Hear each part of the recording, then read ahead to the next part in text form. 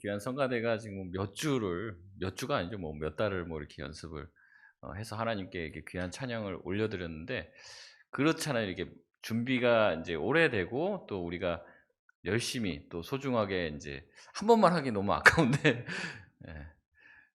이렇게 인제 우리가 정성을 다해서 준비한 찬양을 올려드릴 때 하나님께서 우리가 귀한 것 드릴 때 하나님이 가장 기뻐하시잖아요. 그러니까 우리가 남는 시간 드리고 우리가 남는 것 드리는 게 아니라 하나님한테 귀한 시간 쪼개 드릴 수 있고, 또한 우리가 가지고 있는 귀한 것들을 주님께 드림으로써 하나님께 기쁨이 될 수 있는 우리 모든 성도님들 되시길 바랍니다. 오늘 예수님이 부활하신 부활주일입니다. 우리 앞뒤 좌우로 우리 성도님과 인사할 때 예수님이 부활하셨습니다. 우리 이렇게 인사해 볼까요? 예수님 부활하셨습니다. 네, 네. 밝은 얼굴을 하시고 우리 또 온 가족 연합 예배이기 때문에 우리 아이들이 또 기도도 얼마나 잘하는지 모릅니다. 예. 곧 장로님 되셔도 될 것 같습니다. 우리 아이들이 또 얼마나 또 성경도 잘 읽는지 몰라요. 그래서 우리 아이들 위해서 기도 많이 해 주시고 또 격려해 주시고, 보면 야단치지 마시고, 예, 교회에서 얼마나 애들 떠드는 소리가 들리면 얼마나 좋습니까? 그냥 아무 소리 안 들리고 적막한 것보다 떠드는 게 낫습니다. 쿵쿵거리면 "조용히 해!" 이렇게 하지 마시고 '아이고 살아있네 교회가.'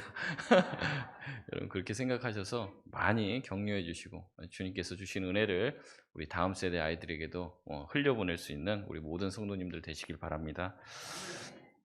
"예수의 부활은 사실인가?"라는 제목으로 우리 같이 말씀을 나누도록 하겠습니다.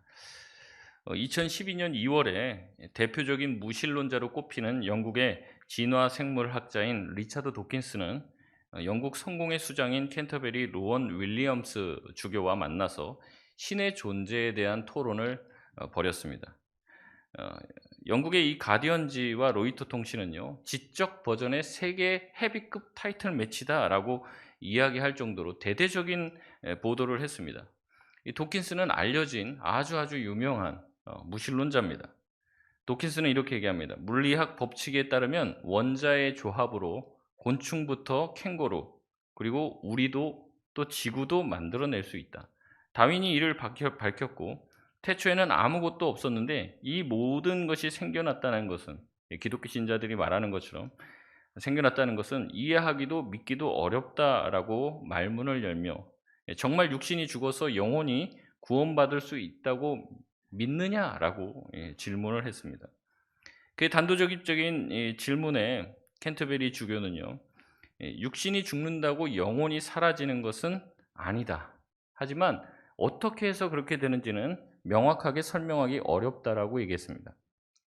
도킨스 교수는요, 또 유신론자들은 신이라고 하는 왜 혼란스러운 존재를 세상에 만들어내서 세상을 어지럽히냐? 21세기 과학으로는 대부분의 것이 다 설명이 되고 모든 난제들을 해결했다. 그리고 몇 가지 아직도 풀리지 못하고 대답하지 못하는 영역 또한 곧 풀리게 될 것이다 라고 자신만만해했습니다. 그에 대해서 이 대주교는 나는 신이 어떤 형태로 규정돼야 하는 존재라고 생각하지 않는다. 굳이 과학과 신의 영역을 말하자면 사랑과 수학의 조합이라 부르겠다. 그러니까 쉽게 말하면 이 사랑이라는 감정을 수학으로 풀 수 있겠냐는 거죠. 그래서 과학이 인제 신앙과 종교적인 영역을 탐구할 수 없다라고 얘기하는 겁니다. 성경을 쓴 사람들은 21세기 물리학자들에게 영감을 주고 해답을 주려고 기록된 게 아니다. 하나님이 원하시는 것, 하나님이 인간에게 하고 싶은 말을 전달해 준 것뿐이다라고 대답을 했습니다. 이 도킨스 교수는요, 다시 한번 어려운 질문을 했습니다. 신이 살아계시다면, 신이 창조주라면 왜 인간에게 고통을 주는가? 이에 대해서 대주교는 어려운 문제다. 그러나 거꾸로 신이 왜 더 큰 어려움을 주지는 않았을까도 생각해 보아야 한다라고 하는 문답들이 오고 갔습니다. 서로 굉장히 신사적으로 대답을 했고 신사적으로 질문하고 서로를 세워주면서 이 토론은 마무리가 됐습니다. 여러분 뭐 기회가 되면요, 이런 어떤 하나님의 존재 증명이나 이런 토론들에 대해서 더 여러분과 자세히, 좀 머리 아픈 일이지만 나눠볼 수 있는 기회가 생기면 좋겠는데요. 여러분 이런 얘기를 하면 교회나 기독교가 그냥 아무 말도 할 수 없을 거라고 생각하는 분들이 많은데 그렇지 않습니다. 의외로 과학계에서조차도 왜 과학으로 어떻게 보면 신의 영역, 초월적인 영역에 대해서 탐구하려고 하고 이 도킨스를 향해서 비판을 많이 합니다. 과학자들이 왜 하나님의 영역이나 신의 영역, 영혼의 영역을 탐구할 수 있다고 생각하느냐? 과학의 영역은 우리가 측정 가능하고 관찰 가능한 이 물질 세계에만 국한된 것이지, 이 물질 세계에 하나님의 존재를 찾을 수가 없다고 해서 실제 하나님이 존재하지 않는 것은 아니다라고 얘기하면서 얘기를 하고 있고요. 또 많은 사람들이 질문한 내용들에 대해서 기독교에서 다 답을 하고 있습니다. 그래서 어느 정도 다 이 내용에 대한 이 질문과 논쟁들이 다 정리가 돼 있어요. 그래서 뭐 기독교가 대답을 못하고 이런 영역이 없습니다. 사실은 잘 몰라서 그렇지. 그래서 무신론자와 논쟁을 하면은 기독교가 막 밀리는 줄 알고 있는데 전혀 안 그렇습니다. 무신론자들도 대답하지 못하는 영역이 꽤 있고요. 해결이 되지 않는 부분들이 많습니다. 그래서 지금 거의 정리되어 있는 것은 뭐냐면 대다수의 과학자가 동의합니다. 과학으로는 신이 있다고도 증명할 수 없지만 과학으로는 신이 없다고도 말할 수 없다. 거의 이렇게 결론이 나와 있는 내용들이에요. 왜냐하면 과학은 물질 영역에 대한 것이기 때문에 그렇다는 거죠. 초자연적인 영역은 과학의 영역이 아니라고 생각을 합니다. 그러면서 아까도 얘기했지만 이 수학으로 마치 사랑을 설명하려고 하는 것과 똑같은 시도다, 이렇게 얘기합니다. 저는 이 사람들의 대화를 보면서 많은 생각들을 하게 됐습니다. 도킨스는 신의 존재를 믿지 않는다고 얘기를 합니다. 영혼의 존재를 믿지 않고 그러므로 부활 따위는 존재하지 않는다고 생각한다, 이렇게 말을 했어요. 근데 뭐라고 끝에서 마무리를 하냐면 나도 교회는 다닌다, 이렇게 얘기했어요. 문화적으로 자기는 여전히 성공의 교인이다, 이렇게 이야기를 했습니다. 쉽게 말해서 자기는 하나님도 믿지 않고 귀족도 믿지 않고 영혼의 존재도 믿지 않지만 문화적 크리스찬이다라고 얘기했다는 거예요. 여러분, 이것이 가능할까요? 예수를 믿지 않으면서 하나님의 존재를 믿지 않으면서도 성도가 될 수 있냐는 말입니다. 시대가 점점 변해서요. 이제는 사람들이 예수를 믿는 것, 또 하나님을 따르고 그리스도인이 되는 것을 자기 목숨을 걸 만한 신념으로 여기지 않습니다. 대부분이 문화 정도로 생각하는 경우가 늘고 있고 우리도 직간접적으로 이런 영향을 받습니다. 그러나 처음 기독교가 2000년 전에 시작할 때만 해도 예수를 믿는다는 것, 예수님의 제자가 되고 예수를 주로 고백한다는 이유는요, 그렇게 할 수 있는 것은요, 목숨을 걸고 고백해야만 했던 내용들이에요. 그러나 지금은 신앙을 가지고 교회를 다닌다는 것이 문화생활쯤의 하나로 여겨지는 경우들이 많이 있고 그렇게 생각하는 성도들이 점점 교회 안에 늘고 있습니다. 최소한 문화생활까지는 아니더라도 예수를 믿는 것에 내 목숨과 인생을 걸어야겠다고 생각하며 신앙생활을 하는 사람은 거의 없습니다. 그렇기 때문에 우리가 부활절을 맞이하고 2023년을 사는 우리에게 예수님이 부활하셨다는 소식은 더 이상 우리에게 기쁜 소식이 되지 못합니다.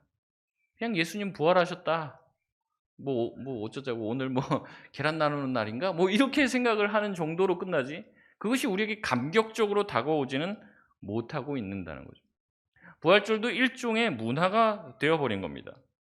예수님은 안식일에 정신을 잃어버리고 안식일에 형식만을 지키고 있는 바리새인들을 강하게 비판하셨습니다. 우리도 부활절을 맞이했죠.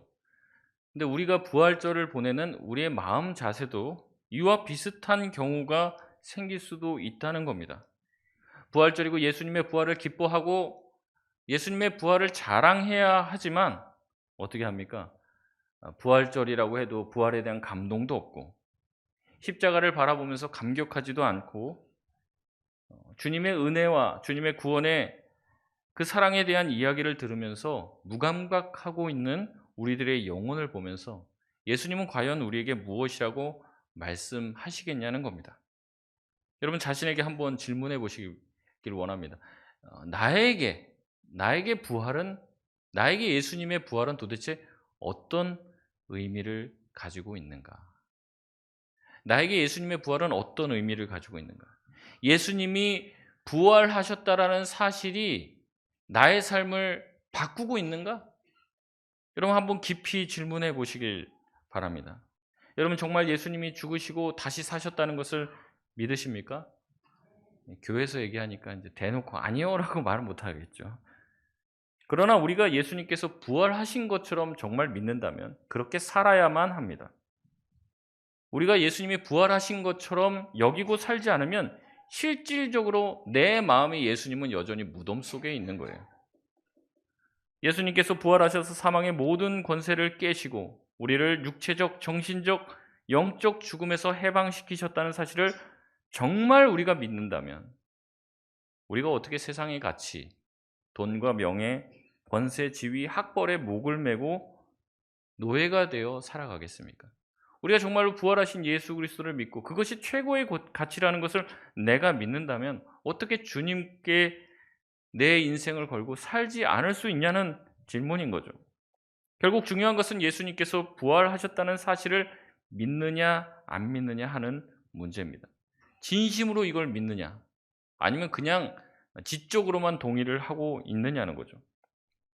요즘은요, 예수님이 부활하셨다는 이야기를 막 공개적으로 부인하는 사람은 찾기 어렵습니다.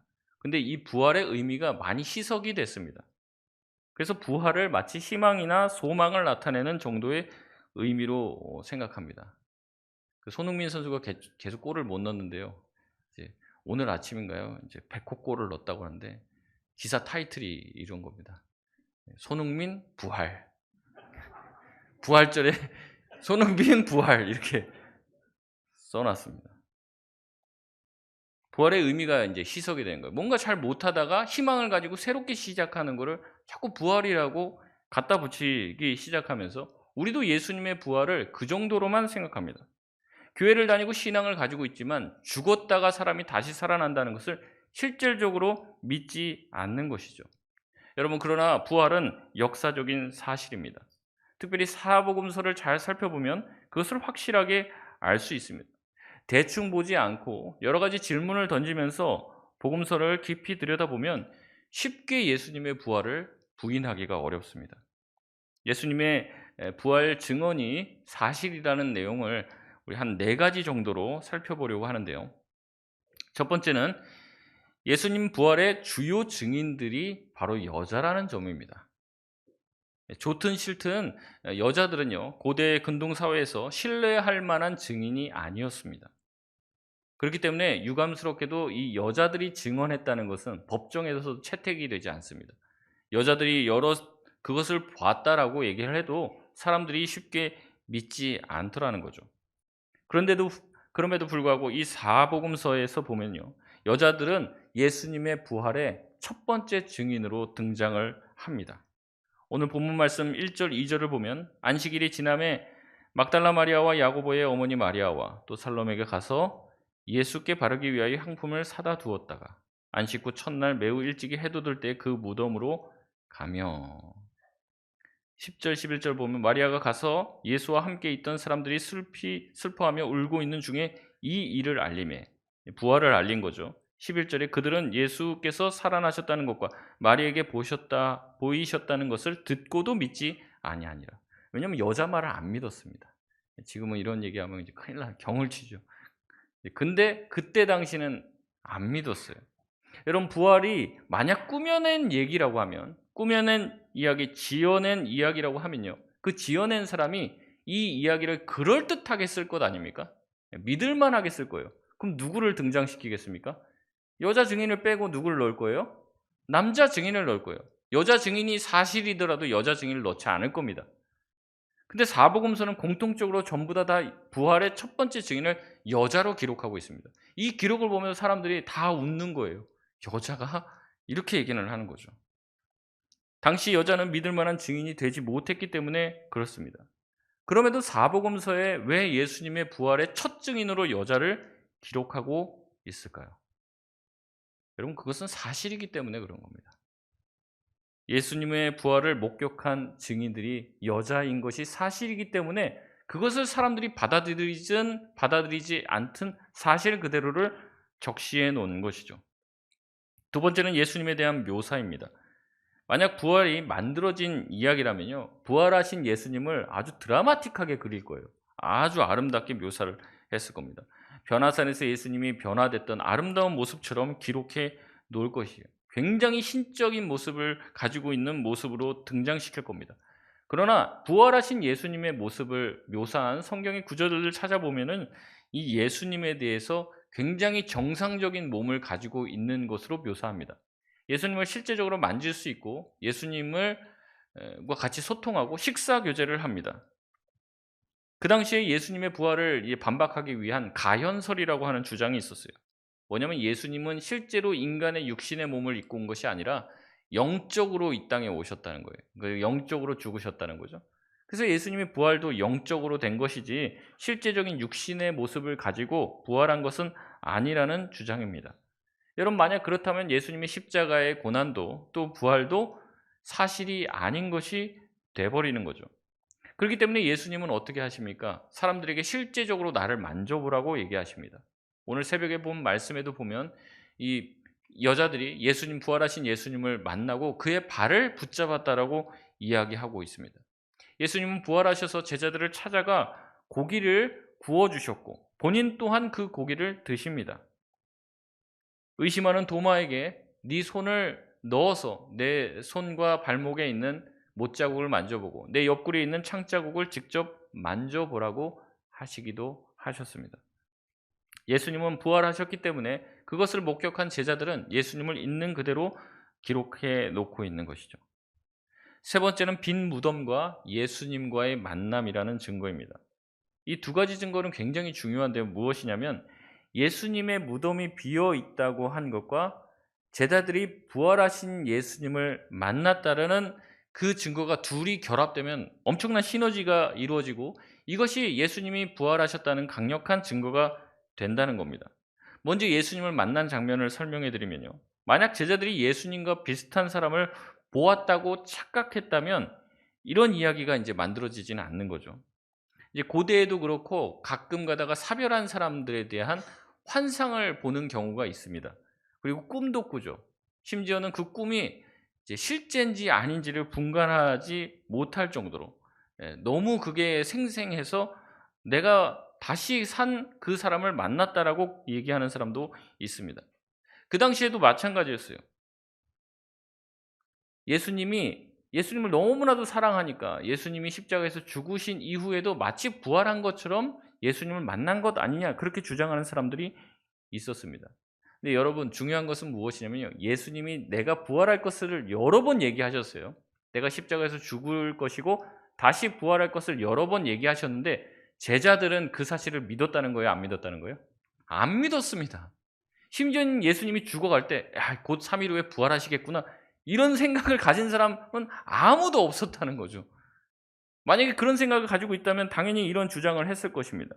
제자들 또한 예수님이 십자가에 죽고 나서 3일 만에 다시 만나리라는 기대와 생각을 한 사람은 아무도 없었습니다. 심지어 이 제자들은요, 예수님을 만났는데 그 사실조차도 어떻게 합니까? 의심합니다. 예수님을 직접 만져보고 봐놓고서도 이게 진짜야 아니야. 진짜라고 자기가 우길 만한 것들이 아무것도 없었다는 거죠. 또한 빈 무덤입니다. 예수님의 죽음은요, 유대식으로 처리되었습니다. 보통 십자가형을 당한 사람은 무덤을 갖지 못합니다. 그래서 그냥 그 십자가에 달린 채로 짐승의 먹이가 되는 것이죠. 근데 아리마대 요셉이라고 하는 사람이 용기를 내어 예수님의 시신을 가지고 옵니다. 그리고 자기가 한 번도 쓰지 아니한 무덤, 자기 가족을 위해서 쓰기로 이제 예정되어 있던 그 무덤을 예수님을 위해서 드립니다. 그래서 예수님의 무덤은 그 아리마대 요셉으로 인해서 향신료와 함께 세마포에 쌓여 동굴 안에 있는 단에 놓여지게 됩니다. 그리고 나서 한참 시간이 지나 이 시신이 다 썩으면요, 다시 동굴을 열어서 그 안에 있는 뼈를 수습해서 경건하게 싼 다음 유골함에 보관하는 것이 그 당시의 장례 풍습이었습니다. 만약에 예수님이 부활하지 않았다면 조만간 누가 가서 예수님의 유골을 챙겨서 보관했어야 했던 것이죠. 따라서 무덤이 비지 않았으면 이 제자들이 환상을 본 것이 틀림이 없을 것이고 예수님을 만났다는 사실 또한 무시되었을 것입니다. 거꾸로 빈 무덤 자체로는 아무것도 증명하지 못해요. 무덤이 비었다? 그러면 시신이 누군가에 의해서 이제 뺏겼구나 이렇게 생각할 수도 있다는 거죠. 그래서 요한복음에서 마리아가 내린 결론은 이것입니다. 요한복음 20장 1절에서 2절 보면 안식 후 첫날 일찍이 아직 어두울 때 막달라 마리아가 무덤에 와서 돌이 무덤에서 옮겨진 것을 보고 시몬 베드로가 예수께서 사랑하시던 그 다른 제자에게 달려가서 말하되 사람들이 주님을 무덤에서 가져다가 어디 두었는지 우리가 알지 못하겠다 하니, 이렇게 얘기합니다. 이 마리아조차도 뭐라고 생각하는 거예요? 누군가 예수님의 시체를 뺏어갔다라고 생각한다는 거죠. 이와 비슷한 주장은 계속해서 반복이 되었습니다. 예수님의 빈 무덤이 말하는 것은 예수님의 부활을 말하는 게 아니라 누군가가 훔쳐갔다는 것, 아니면 예수님의 기절설 이런 거 있습니다. 예수님 십자가에서 잠깐 기절했다가 3일 만에 정신을 차리고 무덤을 열고 나갔다는 거죠. 근데 이제 십자가형에 대해서 여러분 자세히 공부하면 아시겠지만 도저히 사람이 살 수 없는 형벌을 당하셨습니다. 그런데 그렇게 잔혹한 고통과 고문과 사형의 모든 그 집행, 온몸에 모든 피를 다 쏟은 그 사건 이후 며칠 후에 예수님이 건강한 몸으로 이들과 만나게 되었다. 그리고 무덤이 비었다. 이 사실이 같이 만나게 되면 어떻습니까? 예수님은 부활하셨다는 말밖에는 설명할 수 없는 강력한 증거가 된다는 것이죠. 그렇기 때문에 이 두 가지는 명백해야 합니다.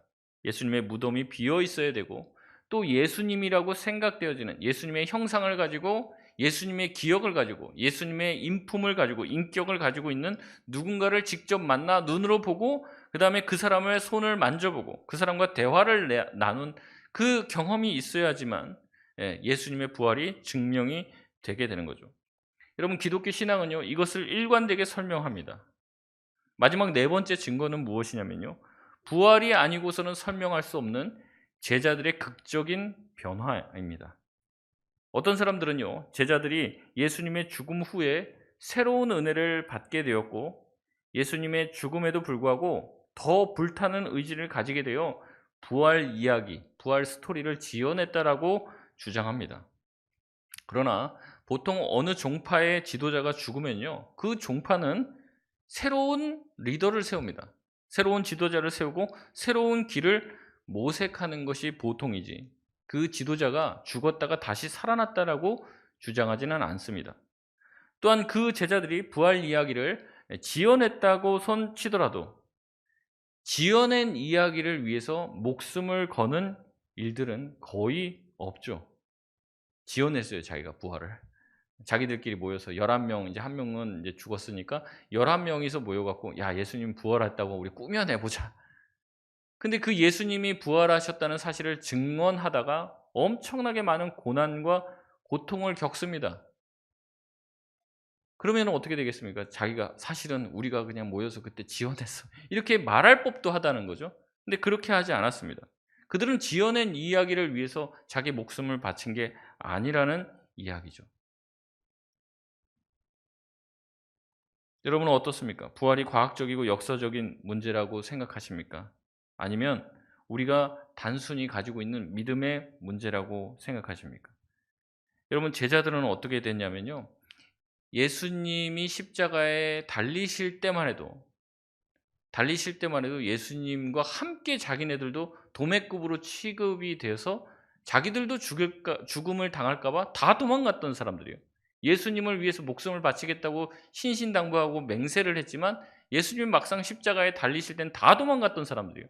근데 갑자기 며칠 후가 되고 갑자기 예수님 부활했다고 증언하면서 그 증언 때문에 자기들의 목숨을 걸 만한 사람으로 어떻게 바뀔 수가 있냐는 거죠. 그 짧은 시간에 어떻게 사람이 180도로 달라질 수 있냐는 거죠. 그 전에 무슨 예수님을 위해서 같이 저항하거나 그런 것도 없습니다. 예수님을 헌신짝과 같이 버렸던 사람이, 우리가 흔히 그런 말 하잖아요. 사람 잘 안 바뀐다고. 이 예수님의 제자들이 이런 사람들이었는데 갑자기 어떻게 바뀌어서 이제는 예수님의 부활을 증언하다가 자기 목숨까지 버리는 사람이 됐냐는 거죠. 이것은 예수님의 부활 말고는 설명할 수 없는 일인 거예요. 여러분, 부활을 믿으실 수 있길 바랍니다. 부활은 믿기 쉬운 일은 아닙니다. 이것은 믿기 어려운 일이죠. 하지만 믿기 힘든 일이라고 해서 부활이 사실이 아니라고 해서도 안 될 것입니다. 초대교회의 부흥과 목숨을 건 그들의 신앙을 설명할 수 있는 가장 적절한 대답은 그들이 부활하신 예수님을 만났다는 사실밖에 없습니다. 복음서의 말씀대로 예수님은 완전히 죽으셨습니다. 그리고 완전히 묻히셨고 정말로 셋째 날에 완전히 다시 육체를 가지고 부활하셨습니다. 이것은 아무도 기대했던 일이 아니에요. 이미 예수님은 자기가 3일 후에 부활하실 것이라는 것을 약속하셨지만 정말 그렇게 되리라 믿었던 사람은 아무도 없었습니다. 예수님은 몇 번이나 예언하셨지만 아무도 믿지 않았습니다. 그러나 부활하신 예수님을 만나게 됐을 때 그들의 생각이 바뀐 거죠. 아, 그때 예수님이 말한 게 진짜구나. 만나게 됐을 때 알게 된 거예요. 여러분, 부활을 인정하지 않고는요, 기독교 신앙은 설명이 되지 않습니다. 많은 이들이 부활을 부정하고 부활에 수많은 의문점을 달고 있지만 어느 곳도 예수님의 부활을 부정할 수 없다는 것을 기억하실 수 있길 바랍니다. 많은 질문에도 예수님의 부활을 부인할 수 없다면 예수님의 부활은 우리 신앙의 중심이 되어야 할 줄 믿습니다. 예수님께서 죽음을 극복하시고 부활하셔서 지금도 우리와 함께 계시다면 부활이 우리의 삶에 의미가 있어야 되고 예수님의 부활 때문에 우리의 인생은 다른 삶을 살아갈 힘을 거기서 얻어야 한다는 거죠. 예수님의 제자들이 얼마 전까지만 해도 예수님을 다 버리고 도망간 그런 사람들이었지만 부활하신 예수님을 만나고 나서 그들이 180도 완전히 다른 사람이 되었다면 우리도 부활하신 예수님을 만나기 전과 만난 후가 반드시 달라져야 한다는 거죠. 여러분, 부활을 믿는다는 것, 부활을 경험했다는 것, 부활하신 예수님을 믿는다는 것은 바로 이런 것입니다.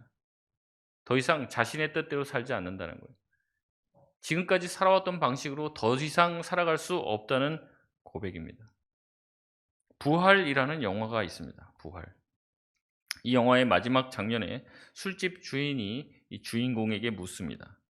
아, 예수가 죽었다가 부활했다고 하는 소문이 있는데 당신이 그것을 확인하려 돌아다녔으니 정말 예수가 부활했다는 그 말이 사실입니까? 라고 주인공에게 묻습니다. 그러자 주인공은 대답합니다. 이 주인공이 이제 그렇게 돌아다니다가 예수님을 만나거든요.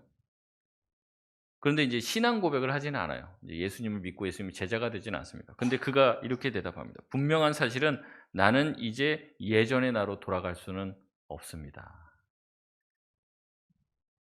나는 이제 예전의 나로 돌아갈 수 없습니다. 이렇게 고백했다는 거죠.